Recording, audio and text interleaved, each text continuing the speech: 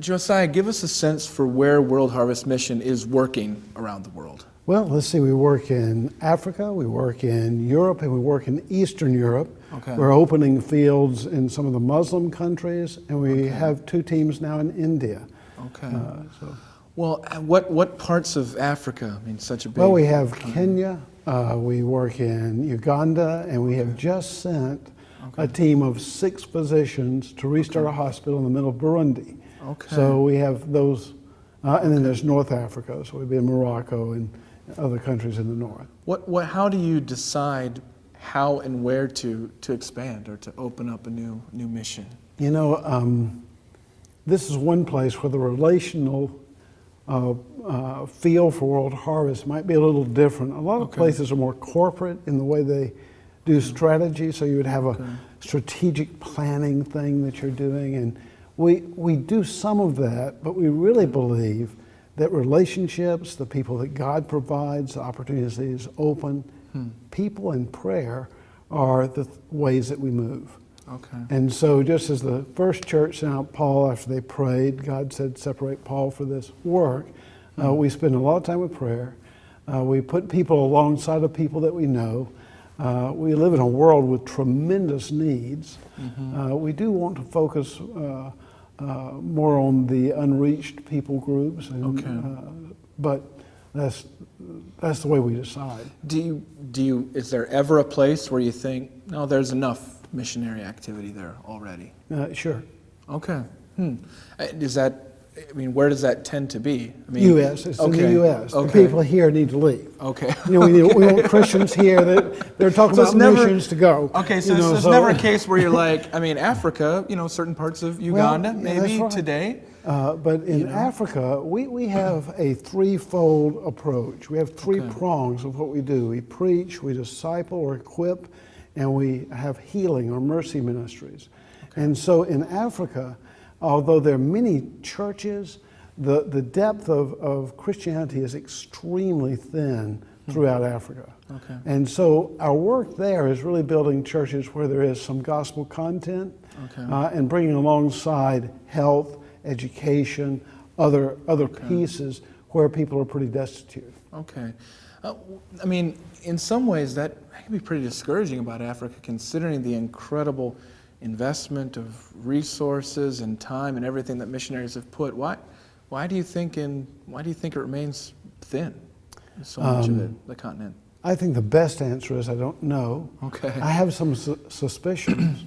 You know, a lot of the Christianity that was originally brought, and even much of the American Christianity, is tightly tied to culture. And so what happens is when you go to many African churches or denominations, as I've had the privilege to do, you will see the Christians in coats and ties of Western missionary and using books of order and Eastern, Western European kinds of forms rather than indigenous forms. And so it feels to me often that colonialism, that inability to actually enter the culture deeply enough has meant that the gospel has not rooted as solidly as it should. So what's the response to that? Simply to kind of recontextualize in the form of music or dress, or is there a theological component or a discipleship component there? I think there may be pieces of all of those.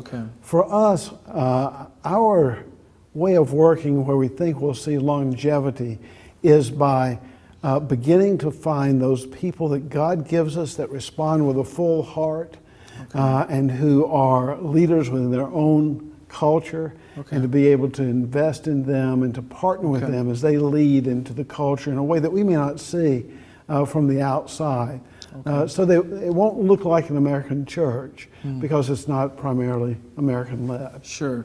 Well, is one of the problems, I mean, it seems like Americans, we don't think necessarily that we have a culture. You know, like we almost think that we're just doing Christianity. Surprise. Right. I mean, but is that part of the problem then in the missionary endeavor? One of the great things that's going on now is American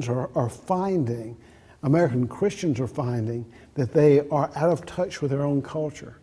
And Oh, part I of see. what Okay. part of what I'm saying to church planters and to leaders today is that all evangelism in the U.S. is now cross-cultural.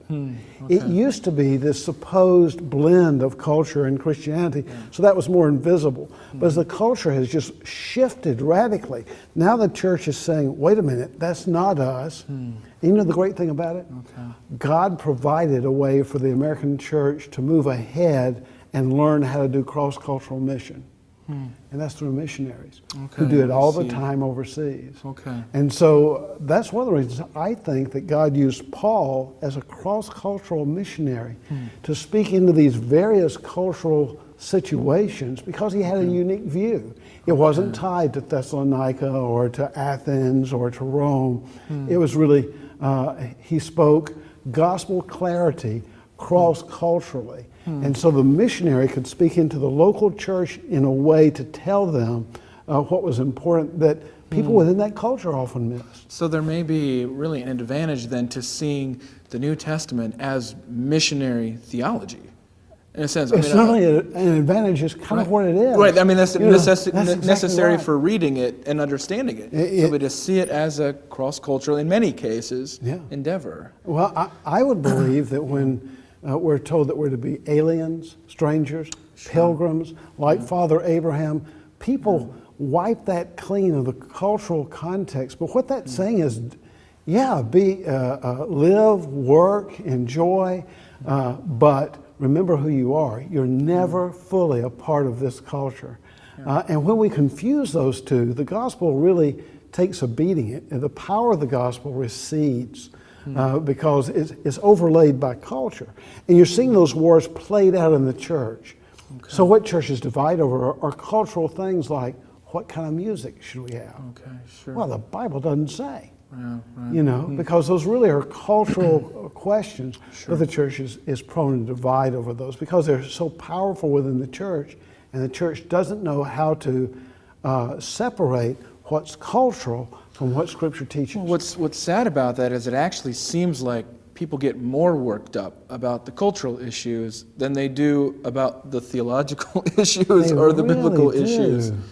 It's just remarkable. And then you have entire churches that have kind of crypto relationships with political views and wings. Course, yeah. And one of the great things to see about the ministry of Jesus is not only his ministry, but his ministry team cut across all those political. He has a zealot, Simon the Zealot, and they were no friends of the Romans. And he has a collaborator like Levi, who became Matthew. And he puts them on the same team and says, my kingdom is not of this world.